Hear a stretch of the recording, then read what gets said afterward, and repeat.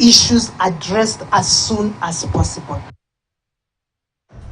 Na wakati msimu wa Oktoba, Novemba na Disemba unapoanza, viwango vya mvua katika kaunti ya Taita Taveta vinatarajiwa kuwa chini kufuatia mabadiliko ya tabia nchi, huku wakulima na wafugaji katika kaunti hiyo wakishauriwa kukuza mimea isiyohitaji kiwango cha juu cha mvua. Vilevile kuzingatia ushauri wa wataalam, jinsi Hezron Kimari anavyoarifu kutoka mji wa Voi. Na wakati mvua ya Oktoba, Novemba, Disemba inapotarajiwa kuanza, ni kwamba washikadau mbalimbali ikiwemo wafanyikazi wa serikali, mashirika na pia wakulima wameweza kukongamana katika eneo hili la Voi kujadili baadhi tu ya mikakati ambayo watakayoweka katika msimu huu, na pia vile kujadili baadhi tu ya changamoto walizoshuhudia katika msimu uliopita.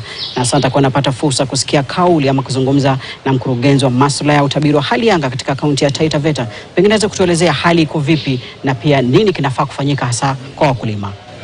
Mkutano wa leo umefadhiliwa na Director wa Climate Change kwa kaunti ya Taita Taveta na unahusu kuangalia tuko wapi kwenye msimu wa Oktoba, Novemba, Disemba.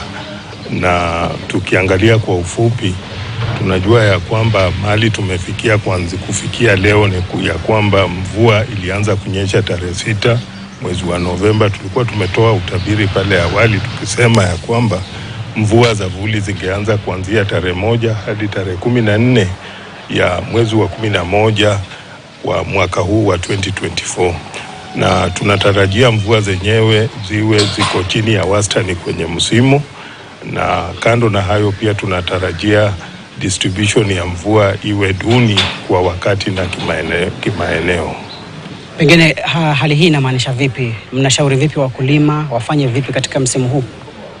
Tunashauri wakulima kwenye kaunti ya Taita Taveta wapande mimea ambazo zitahitaji mvua kidogo na inahitaji mvua kwa muda mfupi sana.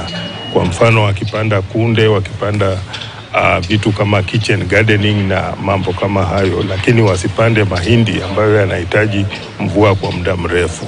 Kitu kingine cha muhimu ni ya kwamba wakulima hawa ikiwezekana wapande nyasi ambazo zinaweza regenerate na zikafanya vizuri sana kwa huu muda mfupi, na wavune wakati ziko tayari, wazihifadhi ili zipate kutumika baadaye mwaka ujao kwa shughuli za kulisha mifugo zao.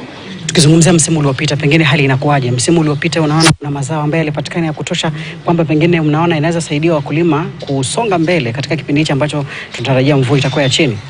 Kulikuwa na changamoto, mvua ilikuwa ya chini sana na distribution yake pia ilikuwa duni. Ilianza mwezi wa 3 na ikakatika katikati ya mwezi wa 4. Kwa hivyo si wakulima wengi walifaidi kutokana na mvua za masika kwenye kaunti ya Taita Taveta.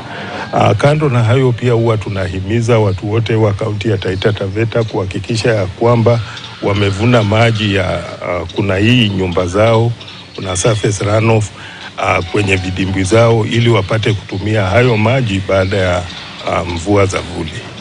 La mwisho kabisa tukimalizia, kuna umuhimu gani kwa wananchi kufahamu taarifa ama kupata taarifa za utabiri wa hali anga katika wakati unaofaa?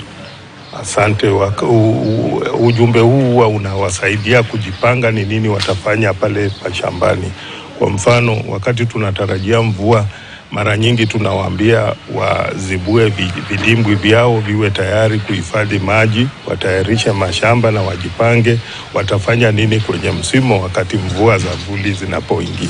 Na hiyo ilikuwa ni kauli ya mkurugenzi wa masuala ya utabiri wa hali ya anga katika kaunti ya Taita Taveta, akisema ni wajibu kwa wakulima wote waweze kuzingatia upanzi wa mimea ambayo haihitaji mvua ndefu ili kuhakikisha kwamba watapata chakula cha kutosha.